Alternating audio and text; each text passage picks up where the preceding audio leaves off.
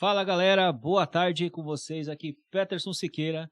Hoje nós vamos falar de educação financeira, vamos trocar ideia e vamos falar sobre comportamentos, coisas que vão fazer você investir de forma melhor, ter uma vida melhor e progredir. Hoje nós temos aqui o Rafael, que a gente vai trocar ideia. Rafael, se apresenta aí pro pessoal.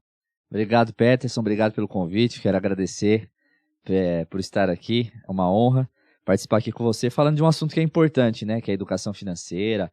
A gente aprender a lidar aí com o nosso dinheiro, aprender como que eu lido com essa... As pessoas, né, Peterson, querem dinheiro, mas às vezes não sabem lidar muito bem com ele. Então a gente vai bater um papo bacana aqui para trazer esse conhecimento aí para você que está assistindo, para você que está nos acompanhando. Meu nome é Rafael Martins, eu sou educador financeiro, trabalho com a metodologia de SOP, uma metodologia, a gente estava conversando aqui nos bastidores, que traz aí um método para trabalhar melhor os comportamentos, os hábitos, para a gente poder lidar melhor com as nossas finanças. Legal. Rafael, já vou direto ao assunto aqui. Vou te bombardear hoje de perguntas, vamos ver como é que você vai sair. Primeira pergunta, você prefere 1 milhão hoje ou 5 milhões daqui 5 anos? Bom, vamos lá. Rapaz, você apertou agora nessa pergunta. A gente deveria ter combinado antes. Mas, eu prefiro, Peterson, hoje com a mentalidade que eu tenho, eu prefiro 1 milhão hoje. Parece imediatista eu falar assim. Mas hoje, com 1 milhão, com a mentalidade que eu tenho, com o conhecimento que eu tenho, eu sei que daqui 5 anos eu não vou ter 5 milhões, eu vou ter muito mais. Eu tenho essa possibilidade, entendeu? Por causa do conhecimento que eu tenho hoje. Por causa do que eu aprendi.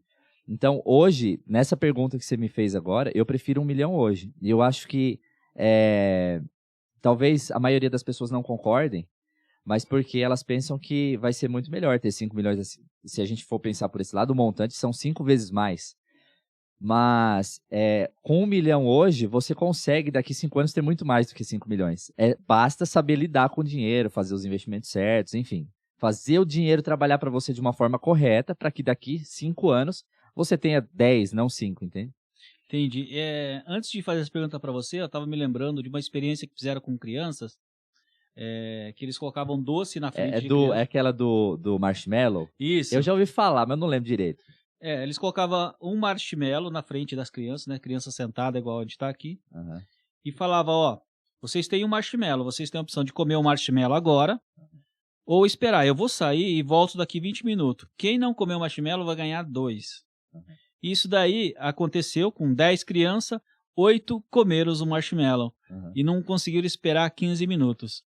E o ideal é a gente trocar essa ideia, porque o que acontece? A gente fica falando, 1 milhão hoje ou 5 daqui 5 anos. Mas muita coisa pode acontecer em 5 anos também, né? Também tem isso. A pessoa pode mudar de ideia e falar, não vou mais te dar os 5 milhões, eu mudei de ideia, ou você morrer, o cara morrer, e a gente está aí. Mas o que importa, eu acho que é a nossa mentalidade. O que te fez despertar para querer ensinar sobre educação financeira para as pessoas, que eu vejo que esse é um assunto que o pessoal não fala, agora que está mais nas mídias? Eu acho que, falando só um pouco do momento, né, que a gente está vivendo com relação a isso, vieram muitos influencers falando sobre educação financeira e estourou isso aí, né? E agora com a pandemia, acho que a pandemia acelerou esse processo do digital. Então, muitas pessoas que às vezes não se familiarizavam muito com assistir vídeos, procurar conteúdos na internet, hoje elas estão procurando muito mais. As pessoas, a pandemia veio, todo mundo ficou dentro de casa e as pessoas começaram a procurar na internet ali uma forma de se distrair, uma forma de buscar alguma coisa, enfim, não tinha o que fazer, né? As pessoas dentro de casa foram procurar dessa forma. E essa questão da educação financeira, algumas pessoas já vinham construindo algo. Então, você tem pessoas aí, por exemplo, como a Natália Arcuri, como o Primo Rico lá, o Thiago Nigro, e outras pessoas que falam de finanças, que já estavam construindo. E aí, nessa pandemia, fortaleceu e com isso também trouxe muitas outras pessoas para esse ramo. Para mim, assim, quando eu comecei a falar de educação financeira e a trabalhar com educação financeira no meio do ano passado. E esse conhecimento tem sido muito bom para mim. Então, em primeiro lugar, para mim, para eu colocar na minha vida, para eu aplicar na minha vida, nas minhas finanças, enfim, dentro da minha casa e também, consequentemente, levar isso para as pessoas. Porque, como eu falei para você, eu não trabalho com uma coisa que eu aprendi, porque geralmente é assim, né? As pessoas aprendem e aí vai ensinar para os outros. Eu não, como eu trabalho com uma metodologia, que é uma empresa que tem por trás de mim, que é a Adsop, eu uso a metodologia deles, que já foi... de onde que vem essa metodologia?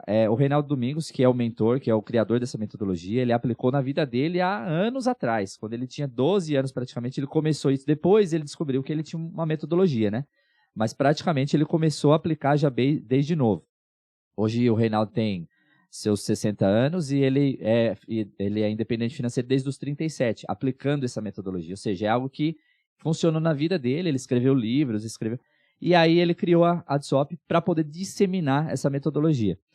Então eu trabalho com essa metodologia. E aí, em paralelo, eu vou aplicando na minha vida e vou ensinando também as pessoas. Então foi dessa forma, mas eu acho que o principal de tudo aquilo que a gente aprende, eu hoje penso assim, e a gente ensina, o principal é a gente colocar na nossa vida, né? A gente poder aplicar e ver os resultados daquilo. Isso é muito importante. Isso daí é muito interessante, porque eu começo a olhar e analisar os jovens, porque muita gente me procura falando, Peterson, me ensina a investir, mas a pessoa não tem nem o básico, que é não estar endividada, que é guardar um pouco. E o jovem, eu acho que a humanidade caminha para um sistema de consumo. A gente tem muito alimento disponível, a gente tem roupa disponível, basta você ter um pouco de dinheiro, trabalhar um pouco, você consegue financiar tem acesso a muita coisa, né? você consegue financiar um carro, consegue comer hambúrguer todo dia, batata frita, coisa e tal. E esse apelo para o consumo, eu acho que afeta demais o cara conseguir administrar o que ele ganha, porque o que acontece? Se a pessoa ganha R$1.000, ela gasta R$1.000. Aí, você chega no seu funcionário e fala, vou te dar um aumento de R$300, agora você ganha R$1.300. O que ele vai fazer? Ele vai ganhar R$1.300 e vai gastar R$1.300. Exatamente. Se você falar, funcionário, você é um cara bom, vou dobrar teu salário, agora teu salário é R$2.600. Ele vai ganhar R$2.600 e vai gastar R$2.600. Aumentar o padrão de vida dele. Entende? Então, não tem o hábito de poupar, não tem o hábito de viver um padrão abaixo, e eu acho que isso daí afeta muito. Como é que você encara o jovem hoje em relação ao consumo e ao dinheiro? Você tocou num ponto legal, cara, que essa questão do consumo, né? Olha só como as coisas são. Hoje as pessoas reclamam que tá tudo caro, né? Que, enfim, o pobre não consegue nada. A gente ouve essas coisas, né? Mas eu lembro quando eu era criança, né? Eu vim de uma família muito simples. E quando eu era criança, eu lembro que, assim, meu pai, ele não conseguia, por exemplo, criança quer um Danone, quer uma besteira, né? Uma bolacha, um salgadinho. E o meu pai não necessariamente conseguia comprar todos os meses aquilo pra gente. Era uma coisa muito difícil, por exemplo. Eu vou dar um exemplo que eu sempre falo em casa, né? A gente tomar um café da manhã, comer um pão com presunto e queijo. Cara, não tinha isso em casa, era pão com manteiga. E hoje, eu não sou rico, mas eu tenho uma vida simples, mas se eu quiser, eu como todos os dias pão com presunto e queijo de manhã. Então, assim, será que realmente hoje a gente está numa situação difícil? Você falou do consumo, a gente tem muito mais acesso. Cara, hoje eu tenho uma vida em casa, como eu disse, continuo tendo uma vida simples, mas eu tenho coisas que eu tenho em casa que na minha infância eu não tinha. Eu adoro, eu sempre falo isso também, eu adoro azeite, cara, adoro. Meus pais em casa não tinham azeite, porque era caro, era assim, na época era difícil comprar. Hoje continua caro, continua, azeite é caro, mas eu tenho em casa, sabe? Então, assim, a gente tem muito mais acesso. E o que isso impacta na vida das pessoas? Por exemplo, o jovem. Eu me deparei com uma pergunta quando eu comecei a estudar sobre a educação financeira, entender a metodologia e tudo, aquela preparação que a gente tem antes, eu me deparei com a seguinte pergunta: o que você fez com o seu primeiro salário? Cara, eu fiquei pensando assim, falar, eu gastei. Por quê? A gente aprende o quê, Peter? Você deu um exemplo, é exatamente isso. A gente aprende que a gente tem que trabalhar para ganhar dinheiro para gastar. Dinheiro não é para ser acumulado, é isso que a gente aprende, é isso que a maioria da população ela é ensinada dessa forma. E aí quando a gente se depara com essa pergunta, o que você fez com o seu primeiro salário? Bom, eu gastei. Mas o que você tem dele hoje? Nada. Por quê? Você fez isso com o primeiro, depois você fez a mesma coisa com o segundo e o terceiro, e aí isso virou um hábito. E aí entra aquilo que você falou, a pessoa nunca poupa, a pessoa nunca guarda, a pessoa nunca tem. Hoje eu tenho 37 anos de idade, eu tenho um filho de 9. Eu poderia hoje ter uma vida muito mais sustentável financeiramente, uma vida muito mais tranquila financeiramente falando. E eu não tenho, hoje eu tenho certeza e ciência disso, que foi por conta dos meus maus hábitos financeiros. Eu não tinha esse conhecimento, não tive acesso a isso. Hoje, se tem muito mais, nós estamos na era do conhecimento, as pessoas têm acesso a isso, e mesmo assim elas continuam errando. Então, essa questão do hábito, do comportamento é importante. O poupar e o investir, né? A gente sempre fala, às vezes as pessoas acham que é a mesma coisa, ou tem essa dificuldade, né, de entender o poupar e o investir. Eu sempre cito o próprio exemplo do Reinaldo. Ele estava numa palestra, numa faculdade, e um estudante levantou e perguntou: professor, qual é o melhor investimento? Ele parou, pensou, falou assim: o melhor investimento é poupar. Aí o aluno: não, professor, você não entendeu minha pergunta. Eu quero saber qual é o melhor investimento, ações, essas coisas, né? Você fala de investimento, você sabe. O professor respondeu novamente: é poupar.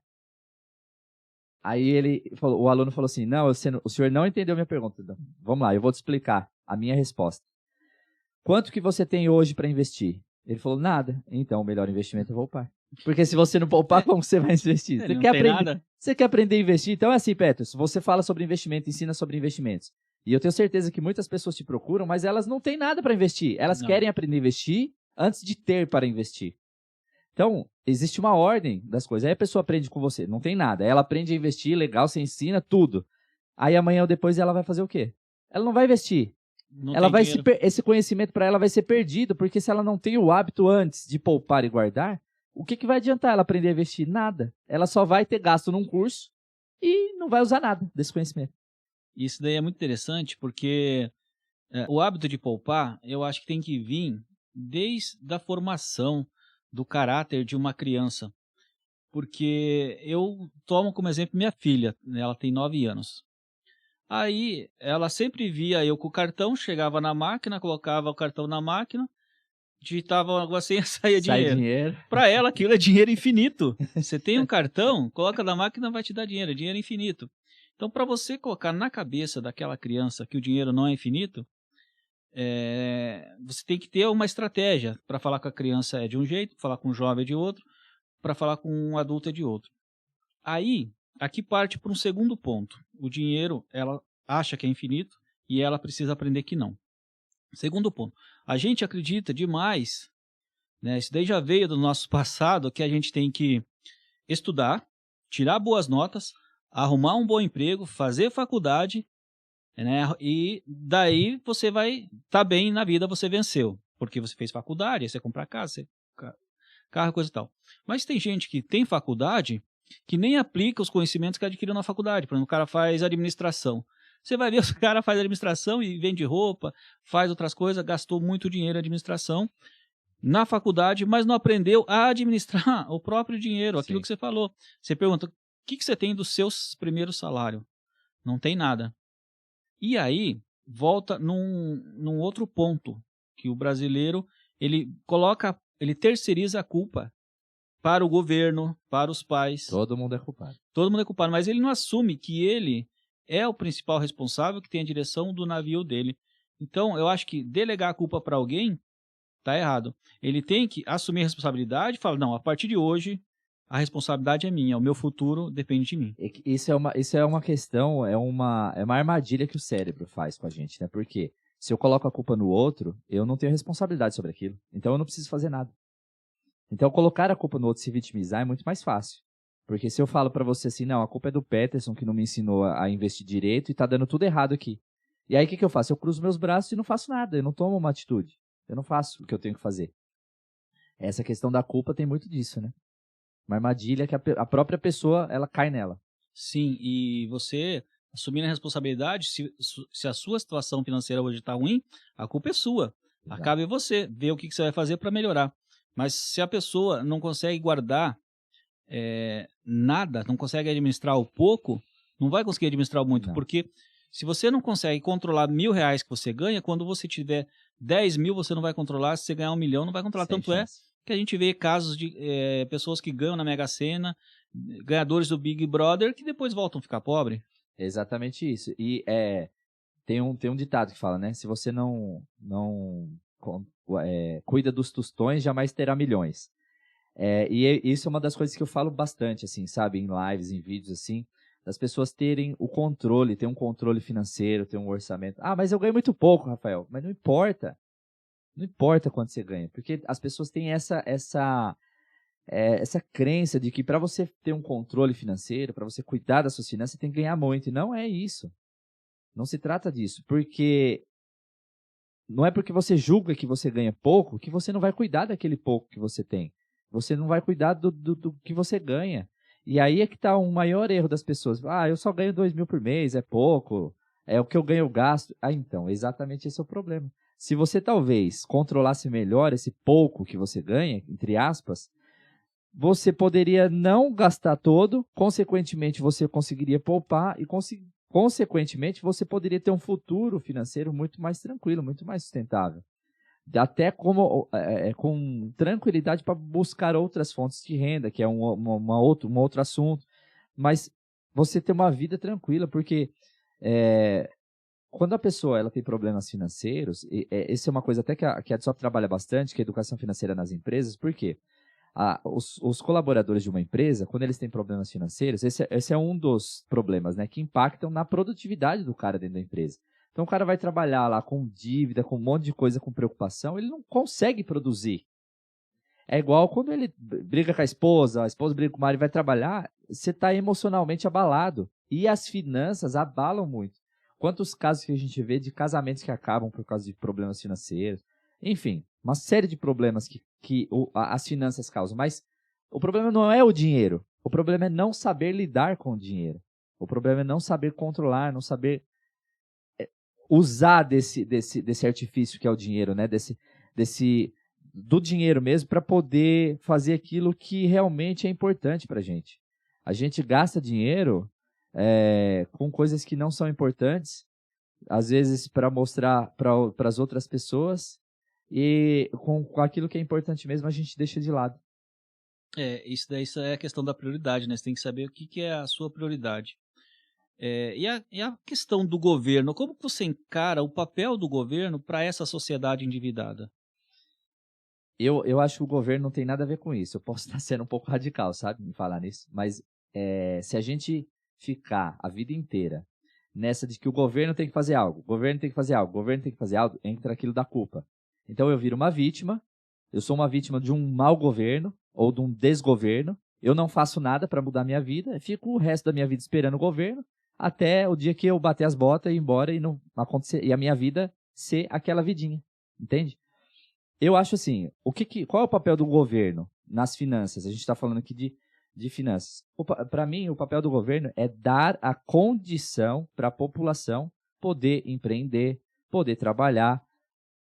O que é muito ruim hoje no Brasil que eu vejo? Carga de impostos é muito alta. Isso aí é uma coisa que o governo poderia ter uma reforma tributária, algo nesse sentido, porque a gente paga impostos um em cima do outro. Então, você paga imposto quando você recebe seu salário, para quem recebe salário.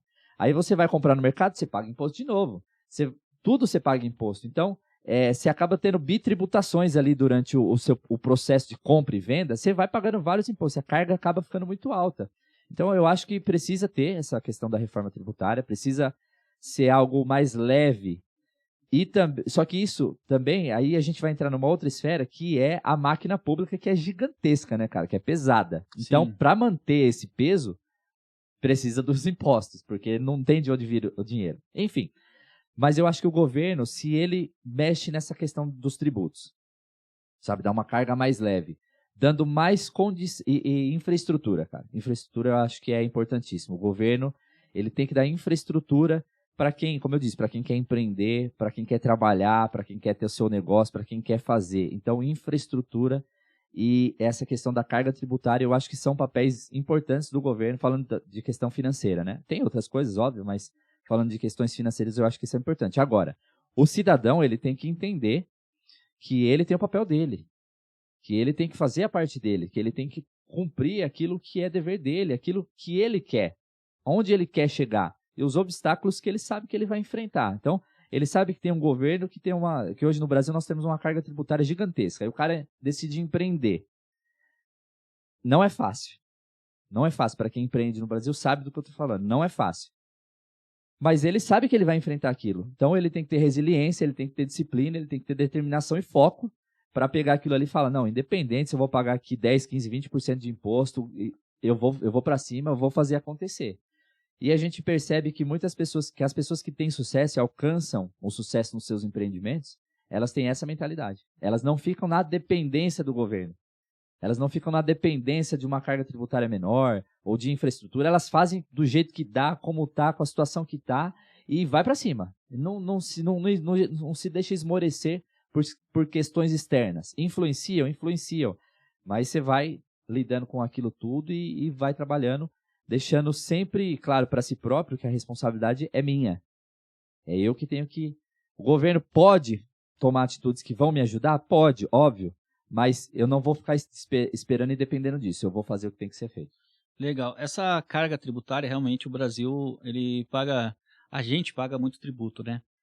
E, historicamente falando, o tributo sempre existiu, Sim. né? Sempre existiu, desde a Babilônia. E uma jogada do governo, né, historicamente falando, foi que ele queria aumentar os tributos. O que ele colocou na cabeça dos pobres? Ó, seguinte, vamos tributar os ricos, vamos aumentar a carga tributária dos ricos. E aí os pobres ficaram todos felizes, agora sim, agora vai tributar os ricos, coisa e tal. E aí, depois que o governo começou a tributar os ricos, ele gostou, ele viu que estava entrando muito dinheiro, ele falou, não, agora esse imposto que era do rico, vamos passar para a classe média. Começou a tributar a classe média. Gostou mais ainda, falou, não, vamos tributar todo mundo. E começou a tributar todo mundo. E eu te pergunto agora, Rafael, o que você acha de aumentar os impostos para os ricos e bilionários? Esse é um assunto polêmico, cara. Porque, assim, a minha esposa, eu comentei com você, minha esposa faz direito. E ela estava assistindo uma palestra esses dias de uma grande professora de direito, uma constitucionalista que fala, né? Sim. Ela, enfim, é uma pessoa muito especialista nessa área. E ela estava num debate, ela e um outro professor também, tributário. Eles entraram nesse debate aí, né, dessa questão de tributação para os mais ricos, para os bilionários, para os milionários. Eu acho que é muito socialista se a gente falar assim, não, os ricos têm que ter um tributo maior e o pobre menor. Pode parecer injusto eu falar isso. Vamos supor, a carga tributária é 20%. Estamos pegando uma hipótese aqui. É 20% para quem ganha 1.000 ou é 20% para quem ganha 1 milhão, não importa. Pode parecer injusto eu falar isso, mas se você for pôr na ponta do lápis, o justo é isso. Então, assim, mas, Rafael, o cara que vai pagar a mesma porcentagem, ele está pagando menos, mas ele está pagando menos porque ele ganha muito mais. Então, assim, o mais justo é ter uma carga tributária igual para todos. Independente se o cara é bilionário ou se ele ganha 1.000, 2.000 reais por mês, se ele ganha um salário mínimo, não importa. O justo é que seja a mesma carga tributária para todo mundo. Eu sou contra, eu não sou milionário, não sou bilionário. Eu espero ser um dia, mas eu sou independente, se eu não for ou se eu for, eu acho injusto você querer cobrar mais impostos de quem tem uma fortuna maior. Eu acho injusto. Ah, mas tem que dividir para os pobres. Não, porque eu sou do seguinte pensamento, Peterson. Todo mundo tem a condição de ser milionário. Todo mundo nasceu perfeito. Óbvio, tem situações que pessoas nascem com alguma deficiência.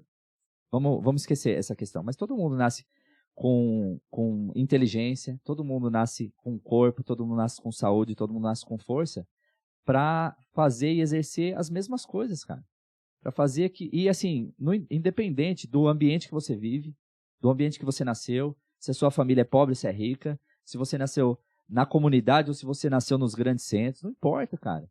Você vê histórias, por que a gente vê hoje e ouve histórias de pessoas que saíram da favela, cara, da comunidade, e alcançaram sucesso na vida, e hoje estão milionárias. A gente vê, tem pessoas ao nosso redor que você pega essas histórias, que você encontra essas histórias, porque ele conseguiu, e outras pessoas ficam lá, não, o governo tem que me ajudar, tem que me dar bolsa. Por quê, cara? Será que tem diferença de uma pessoa para outra?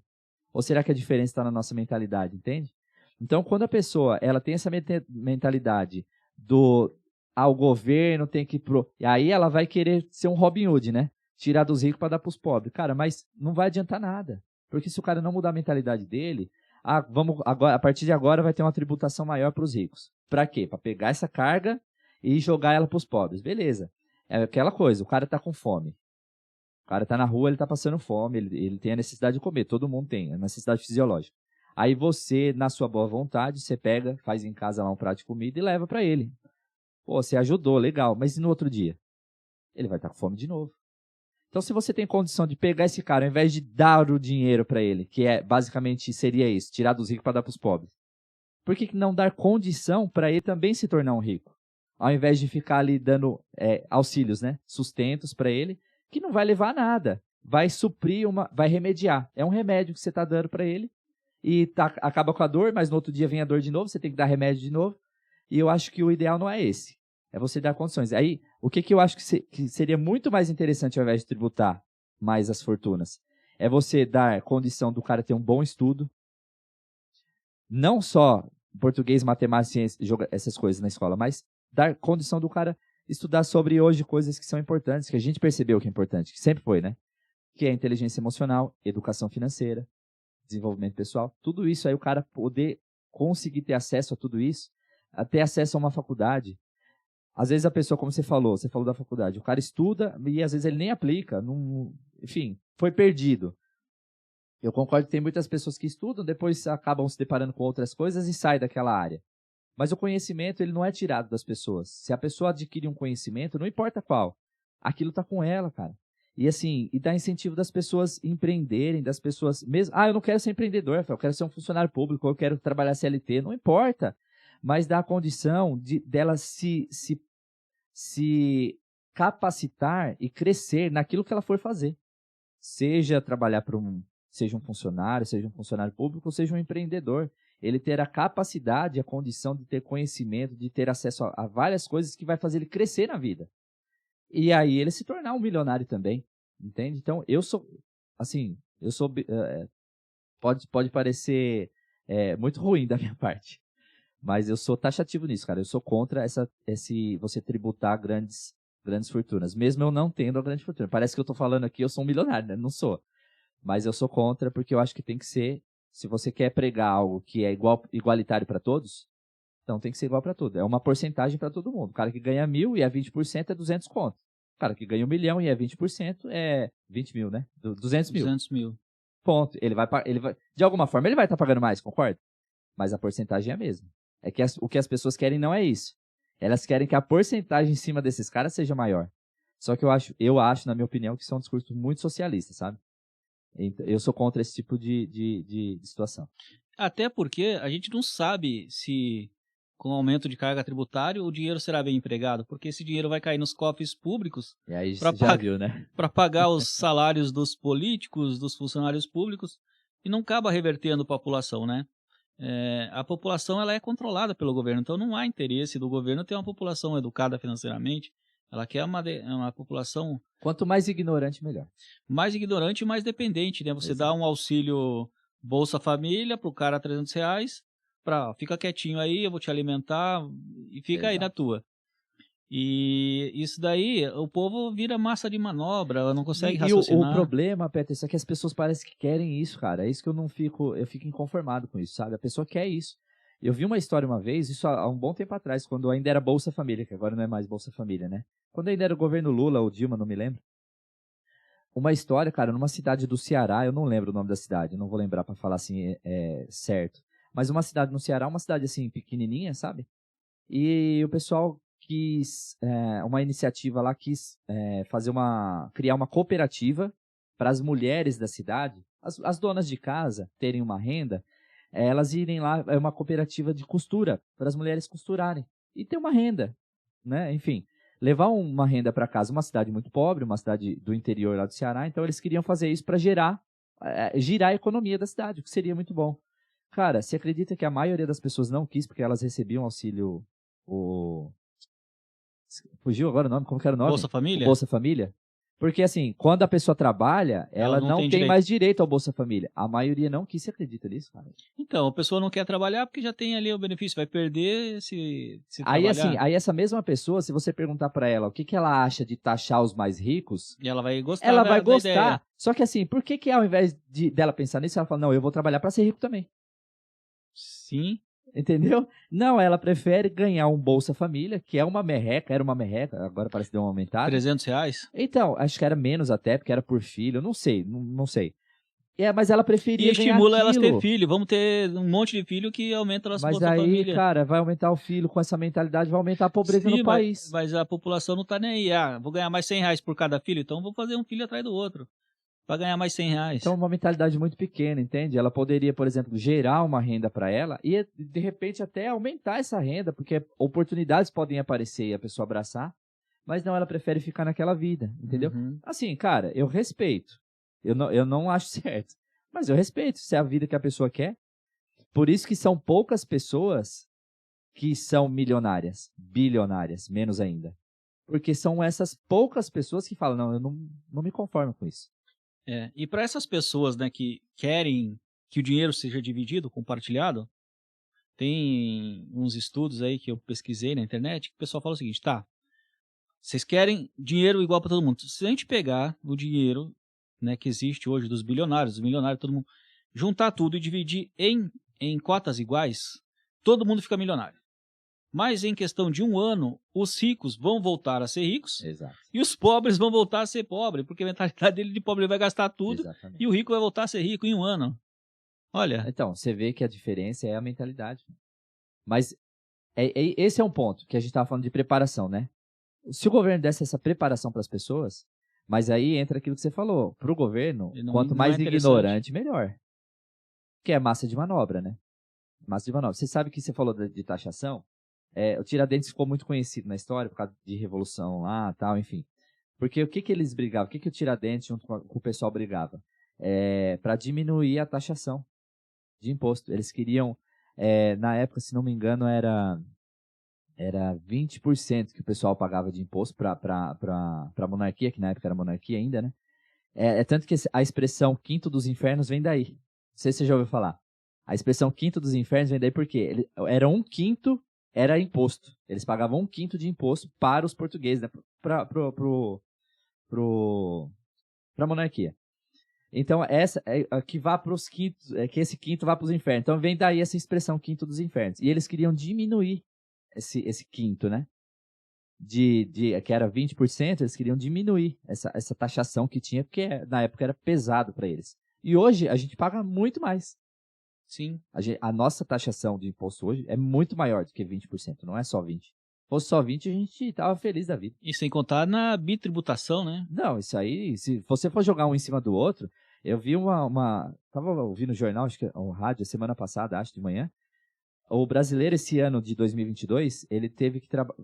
Hoje é dia 27, né? Ele vai ter que trabalhar até depois de amanhã, dia 29 de maio, ou seja, do dia 1º de janeiro até o dia 29 de maio, só para pagar imposto. Caramba. São quase 150 dias. Se for ver, são 5 meses. 5 meses de um ano só para pagar imposto. Para você ter ideia da carga tributária que a gente paga hoje. Legal. E deixa eu te fazer mais uma pergunta provocativa aqui. A gente está falando de impostos, está falando aqui de mentalidade. Isso aí remete ao que o Robert Kiyosaki chama de corrida dos ratos. Isso. Que a pessoa trabalha, ganha dinheiro e gasta. Aí ela trabalha, ganha dinheiro e gasta. Ou seja, fica nesse círculo vicioso a vida toda, né? E fica velho e depende do governo para uma aposentadoria, não consegue sair. E aí eu te pergunto, se a gente fizesse um plano aqui agora, se você encontrasse o teu filho, tem 10 anos. Meu filho vai fazer 10. 10 anos, você fala, filho, você tem 10 anos. Pelo governo, você vai aposentar em 30 anos. A gente tem 30 anos, meu filho, olha só. 30 anos para você ficar milionário. O que você falaria pro teu filho começar a fazer agora? Cara, então, esse é uma coisa que eu já tenho em mente, né? Eu quero levar para ele o conhecimento que eu estou tendo acesso hoje. Para que quando ele não vai nem depender de governo. O que depender de mim, ele não vai depender do governo. Eu quero que quando ele tenha a minha idade, ele já seja milionário. Hoje eu tô com 37, eu quero que quando ele tenha a minha idade... E você pode compartilhar aí a estratégia? Cara, não tem segredo. Não tem segredo. Então, o segredo é o seguinte, vamos lá. Hoje as pessoas começam a trabalhar lá, quando começa muito cedo, com 16 anos. Com 16 anos, que você ganhe salário de jovem aprendiz lá, sei lá, 700 mil reais. Ele precisa gastar todo esse dinheiro? Não. Entende? Aí é que tá o segredo, Peterson. Não tem segredo. Você fala, filho, eu vou te bancar aqui, teus milão você vai guardar. Cara, quando eu morava na casa dos meus pais, olha só, como eu tive a oportunidade de hoje ter uma situação financeira diferente. Quando eu morava com meus pais, eu morei com meus pais até os 24 para 25 anos. Isso. Quando eu morava com eles, todo o dinheiro que eu ganhava era só para mim. Meu pai e minha mãe, eles nunca pediram para eu ajudar em casa. Meu pai sempre sustentou o lar, entendeu? Tinha uma vida bem regradinha, mas sempre sustentou. Ele nunca pediu dinheiro para eu ajudar numa conta de água, de luz. O que eu poderia ter feito? Eu poderia ter, vamos colocar, dos 18 pelo menos aos 24, são 6 anos que eu poderia ter feito uma boa grana guardada. E aí você sabe muito bem disso, fazer o dinheiro trabalhar para você. Hoje eu poderia estar numa situação muito mais confortável. Então o segredo é esse. O segredo é você ensinar o jovem, quem é pai, quem é mãe aí que está ouvindo, que tem filho adolescente ou até criança, já ensinar desde então de que é importante. O dinheiro ele tem algumas forças, né? O gastar, o poupar, o investir. Então, assim, não é só também ser um tio Patinhas, né? E guardar tudo. Mas também não é gastar tudo. Você precisa ter um equilíbrio. Então, um jovem que começa com 16 anos, mora com os pais, não precisa ajudar em casa, porque às vezes tem jovens que acabam ajudando, precisam também ajudar em casa. Então, tem situações e situações. Mas eu acredito que todo jovem, do dinheiro que ele, num primeiro salário, ele consegue guardar alguma coisa. E aí é que está o segredo. Quanto mais você guardar, melhor. Então, se você é jovem, mora com seus pais, não tem família ainda sua, né? Você não precisa pagar contas em casa. Você ganha 1.000, você começa a sua vida profissional ganhando 1.000, guarda 500. Pega esses 500, aí você vai curtir, vai sair, enfim, vai fazer suas coisas, vai comprar suas roupinhas, seu tênis, seu celular, suas coisas. Mas guarda 500. E faz isso todo mês. Depois, porque vai chegar uma hora que você vai casar, você vai ter a sua própria família. Mas você já vai trazer esse hábito junto com você. E você vai continuar, é fato. E aí o que acontece? Um outro ponto. Depois disso, aí o cara vira adulto, aumenta o salário, duplica o salário, vai para 2. Ao invés de guardar só os 500, aumenta o que você guarda 1.000. Não consigo guardar mais, então guarda mais. Consigo viver só com os 500. Eu aumentei o meu salário de 1.000 para 2.000 e eu consigo viver só com os 500 que eu vivia antes. Guarda 1.500. Olha o potencial disso. Agora, você coloca isso a longo prazo, que é o que as pessoas não fazem. Eu vejo que as pessoas são muito imediatistas, entendeu? E aí, o que acontece? Elas gastam hoje porque elas não pensam no amanhã. Que aí vem aquela historinha, né? Ah, se eu morrer. Ah, o dinheiro eu não vou levar no caixão. Tudo essas mentiras que a gente ouve, que entra na nossa mente, vira uma crença, e a gente vive como se hoje fosse o último dia da nossa vida, todos os dias. E não é. Então a gente tem que pensar que a gente vai viver muito. Hoje a média de vida brasileira está quase 80 anos aí, entendeu? Então você tem que pensar que você vai viver no mínimo 80. E aí? O que você está fazendo hoje para chegar até os 80? Então eu acho que o segredo é esse, entendeu, Petro? E é isso que eu quero ensinar para o meu filho. Esse vai ser o segredo. Aí, o que ele vai fazer com esse dinheiro poupado? Aí ele vai aprender. Então, ele vai pegar caras como você e vai aprender a fazer um investimento. Ele vai aprender a fazer o dinheiro trabalhar para ele. Ou ele vai empreender para potencializar, para multiplicar esse dinheiro que ele ganha. Então, aí ele vai descobrir formas de multiplicar esse valor. Que esse é o segredo. E quando ele tiver a minha idade, 40 anos no máximo, ele já vai estar milionário. Só vai depender dele. Porque hoje, Petro, você falou a gente está falando de sustentabilidade financeira a longo prazo. Hoje, 1% da população, dos aposentados, é sustentável financeiramente. 1%. Quem é esse 1%? É aqueles caras que souberam lidar com o dinheiro e que chegou na época da aposentadoria, ele falou assim, eu não dependo do governo. Ele é sustentável financeiramente. E os demais, os 99%? Ou depende do governo, mas aí você sabe, né? INSS, isso nunca será suficiente. Não adianta. Ou depende de família, ou às vezes depende até de estranhos. Porque não tem sustentabilidade. Eu estava conversando com uma amiga, a mãe dela precisou passou por uma situação de saúde e precisou comprar uns remédios. R$700 de remédio. Onde que alguém que ganha INSS, salário de INSS, consegue gastar num mês R$700 de remédio? Não consegue. Aí o que acontece? O cara fica doente. Porque ele não vai tirar R$700 da aposentadoria dele, que às vezes é um salário, para poder pagar R$700 de remédio, que dá mais do que o dobro da aposentadoria dele. Então eu acho que o segredo é esse. E é isso que eu quero ensinar para o meu filho.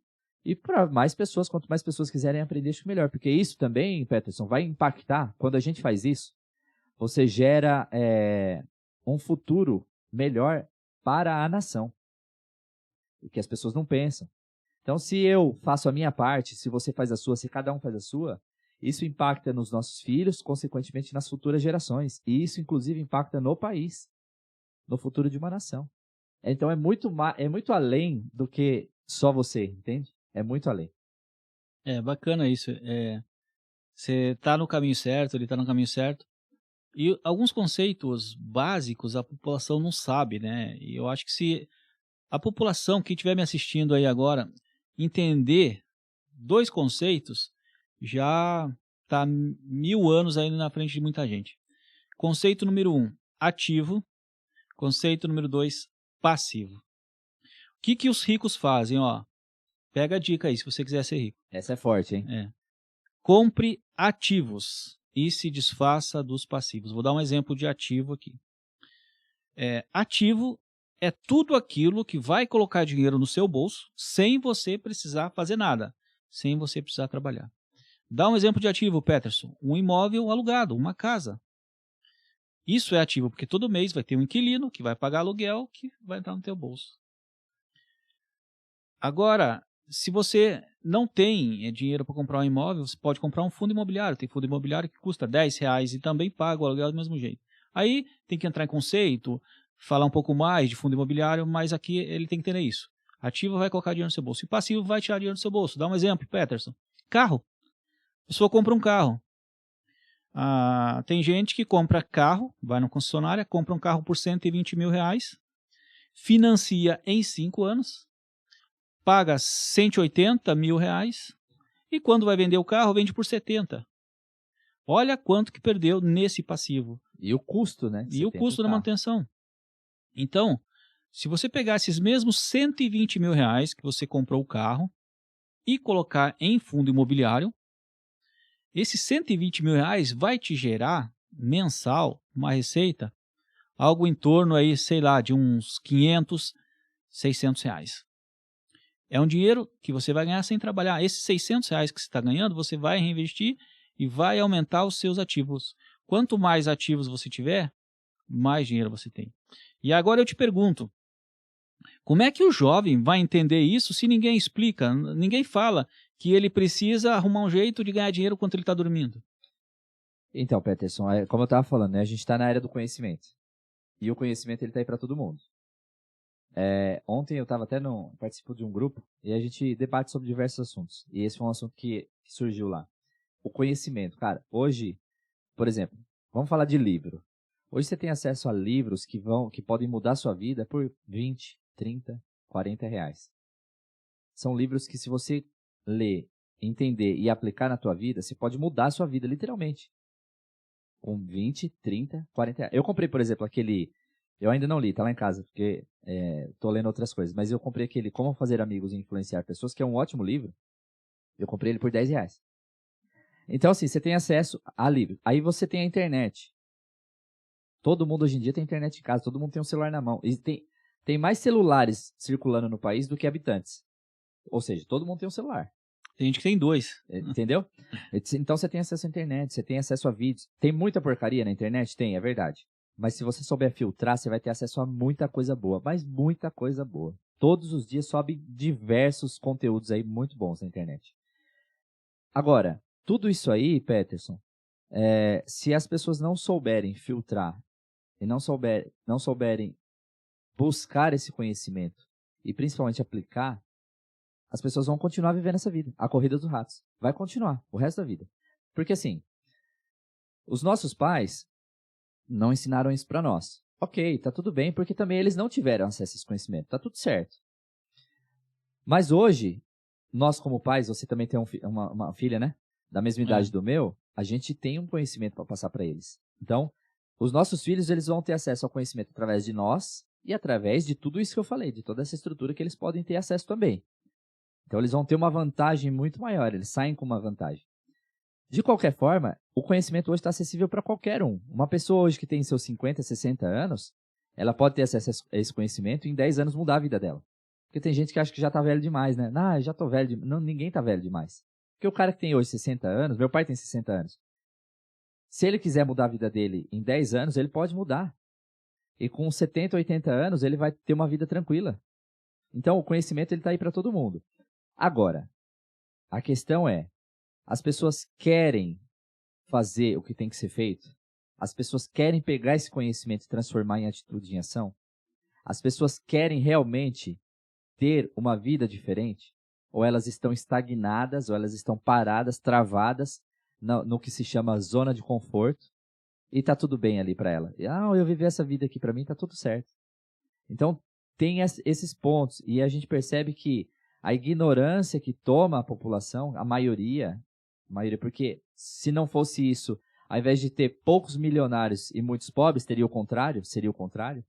Então, o fato de termos essa ignorância implantada na população faz com que as pessoas tenham acesso ao conhecimento, tenham acesso a literaturas, a diversas coisas, mas elas não fazem nada porque elas estão na ignorância. Ou às vezes elas até pegam um livro, assistem um vídeo, mas elas não aplicam. Então, é você ter acesso a esse conhecimento e transformar ele na sua vida. Agora, um ponto que é importante, Peterson, que eu acho que as pessoas têm que ter, e isso é muito difícil às vezes para algumas pessoas. Algumas pessoas têm mais facilidade, que é o quê? Saber o que a pessoa quer da vida. Saber onde ela quer chegar. Porque se ela não souber para onde ela quer ir, qualquer lugar serve, qualquer coisa serve. E aí ela vai viver a vida dela vivendo em qualquer lugar, com qualquer coisa. Quando a pessoa ela determina o caminho que ela quer seguir, ela determina aonde ela quer chegar, ela sabe o que ela tem que fazer nesse caminho para chegar lá. E aí ela vai buscar todo o conhecimento, seja livro, seja vídeo, seja cursos, ela vai buscar para poder alcançar aquilo que ela deseja. E ela sabe que nesse processo que ela vai passar, ela vai ter que derramar suor, sangue, lágrima e gordura. Ela vai ter que derramar, ou seja, ela vai ser difícil. Ela vai ter que lidar com situações dificultosas.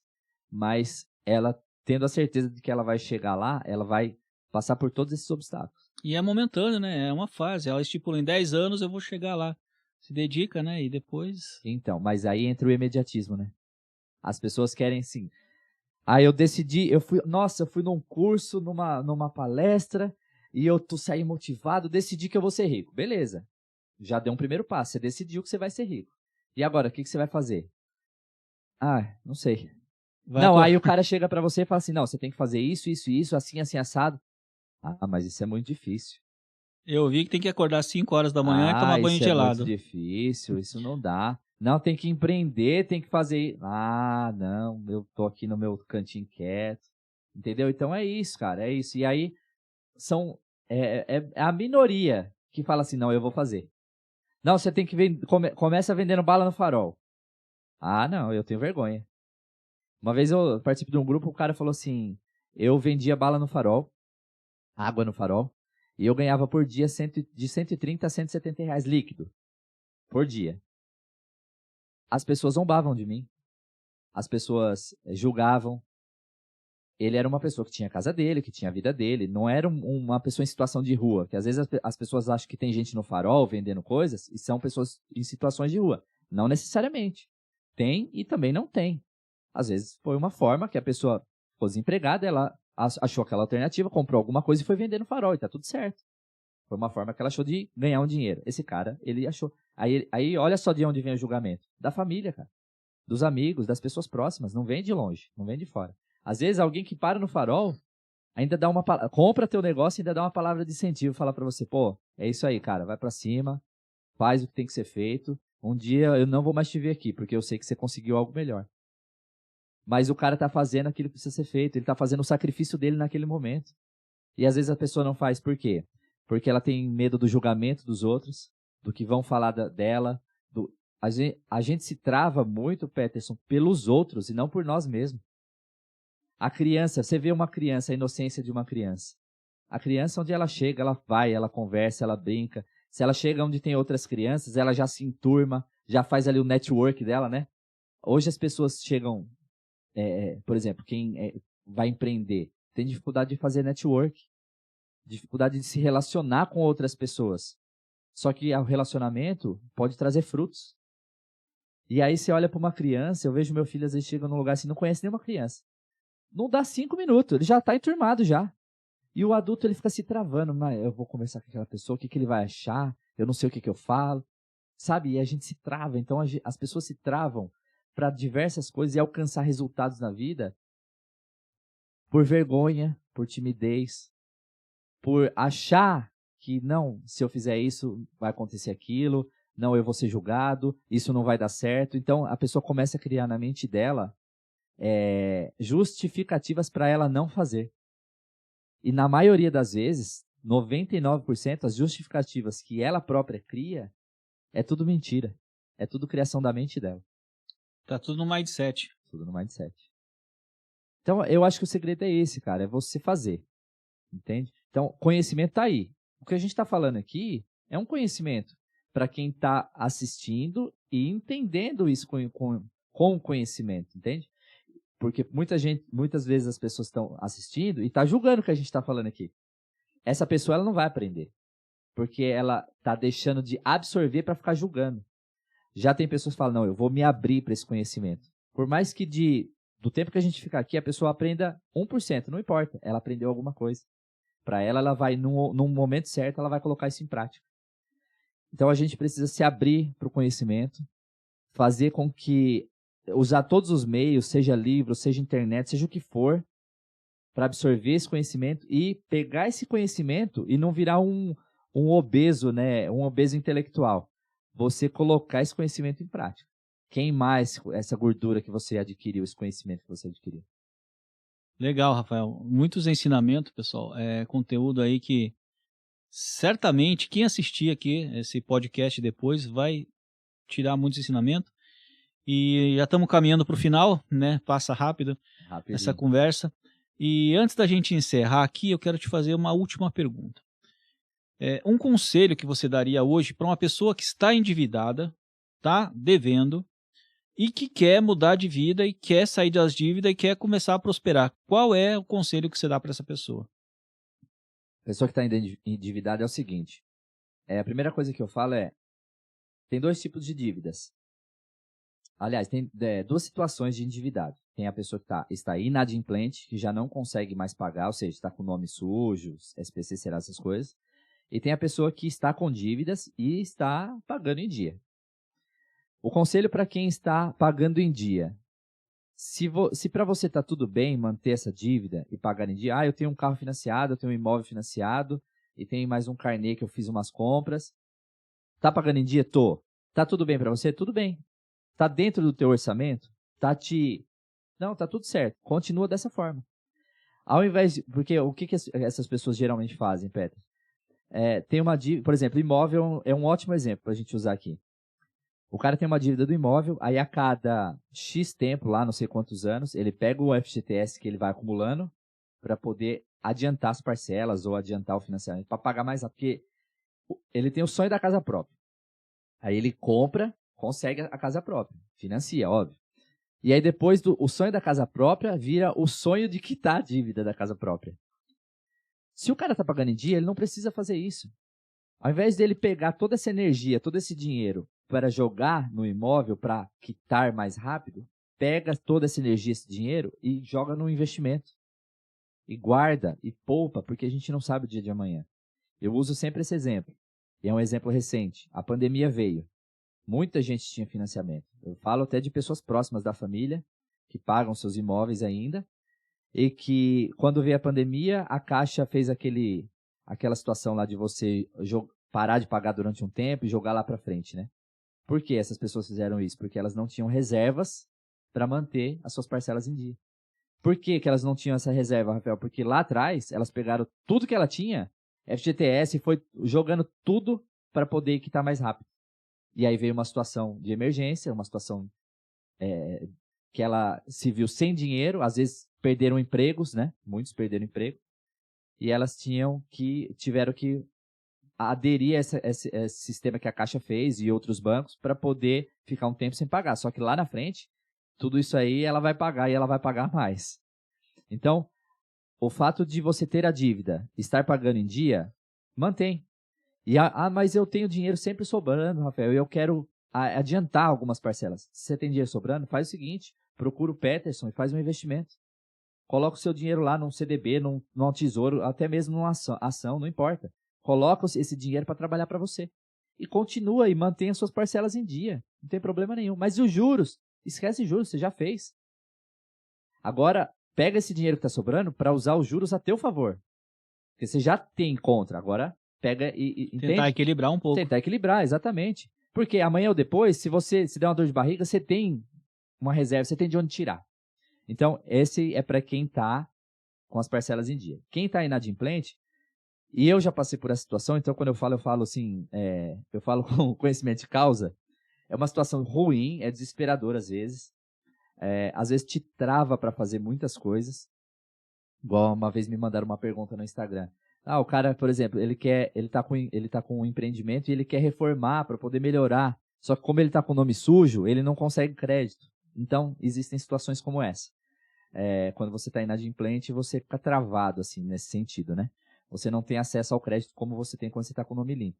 Mas a primeira coisa que a pessoa tem que ter em mente é que é uma situação passageira. É o que vai passar. Então, cabeça no lugar, porque o desespero também é ruim. E eu também digo por experiência própria, porque o que eu já fiz? No desespero de ficar com o nome limpo, por quê? O que a gente aprende? Que pobre só tem o nome. E quando está com o nome sujo, não tem nada.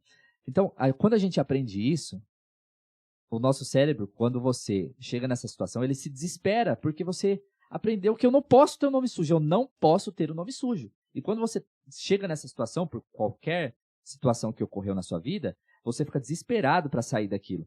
E aí você faz loucura. O que eu fiz, e aí eu vou passar a minha experiência para que as pessoas não façam isso. Eu tinha uma dívida gigantesca com o banco. Eu não tinha condição de pagar aquilo. Mas eu estava louco para ter o nome limpo. O que eu fiz? Eu fiz uma renegociação daquela dívida. Então, eu não lembro os valores, mas para exemplificar. Estava devendo 10, que já era com juros. A minha dívida inicial era 2, chegou a 10, porque eu fiquei inadimplente e tal. E eu renegociei esses 10. Esses 10 renegociado em 48 prestações, virou 20. Tá? Aí eu pagava uma parcelinha por mês. Deu 3 meses, eu não aguentei mais pagar. O que aconteceu? A minha dívida, que era 2, que passou para 10 e depois para 20, que eu parei de pagar, ela começou os juros a contar de quanto? De 20. Passou mais um tempo, eu peguei, renegociei. Só que aí já não era mais 20, já era 30. E comecei a pagar. Passou mais um pouquinho de tempo, eu parei de pagar de novo. Tudo isso no desespero de ter o nome limpo. Porque você paga a primeira parcela, já limpa o nome. É isso que até que as credoras vendem, né? Sim. Não, paga a primeira que já limpa o nome. Fiz isso. Ou seja, resumo da história, não consegui pagar, a minha dívida chegou lá quase 40, entendeu? E eu parei de pagar de vez e falei, não vou pagar mais. Chega. Eu vou pagar agora quando eu tiver dinheiro para quitar. Aí eu vou e quito. Então, assim, é o desespero de você ficar com o nome limpo, levou eu a tomar essas atitudes, que só foi pior para mim. E aí você sabe o que aconteceu? Passou-se anos, o banco insistindo, até que o banco até parou de ligar, porque ele viu que não ia ter. Um belo dia, eu recebo uma ligação desse mesmo banco. Eu não estou incentivando ninguém a ficar inadimplente, tá, pessoal? E depois pagar barato. Isso aconteceu comigo, eu estou falando um fato real, aconteceu comigo. Depois de muitos anos que eu decidi não pagar mais, não renegociar, e que eu só ia pagar à vista, eu recebi uma proposta do banco para pagar, sei lá, acho que não deu R$700. E eu quitei essa dívida de quase 40 mil. Então, assim, o que eu indico para essas pessoas? Primeiro, cabeça no lugar, para de desespero de querer limpar o nome. Fica com o nome sujo. Eu falo que nome sujo está te protegendo de você mesmo, de você continuar fazendo cagada. Ele está te protegendo de você, ele está limitando você. Então, você só vai comprar à vista, você só vai comprar quando você tiver dinheiro, ele está limitando você. Continua vivendo dessa forma.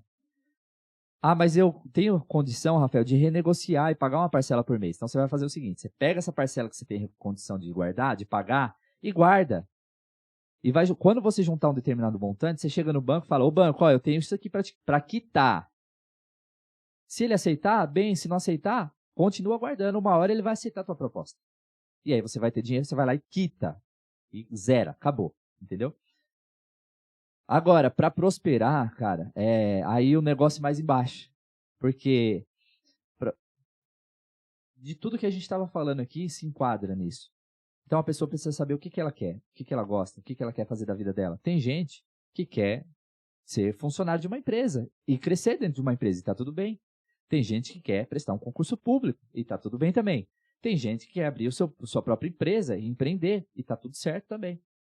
Então, tudo depende do que a pessoa quer fazer, focar naquilo, ter disciplina, ter determinação, resiliência, não desistir, porque a disciplina e o não desistir, você ter consistência, ele vale mais do que o talento. Porque existem muitas pessoas talentosíssimas que não alcançaram sucesso na vida porque elas não tiveram consistência. E tem muitas pessoas medíocres, e quando eu digo medíocre, eu estou dizendo no sentido de medianas, pessoas medianas que conseguiram atingir o sucesso porque elas foram consistentes. Então, eu acho que a consistência é tem vários segredos, se a gente fosse falar, né, do sucesso.